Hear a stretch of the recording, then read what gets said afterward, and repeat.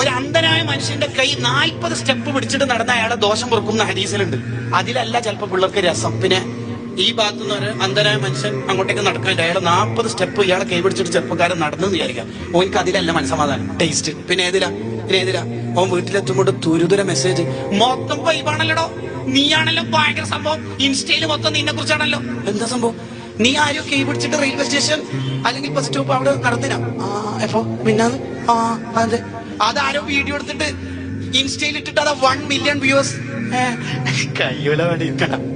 40 step എടുത്തിട്ട് ദോഷം പുറത്തേലല്ല എനിക്ക് അഭിമാനം.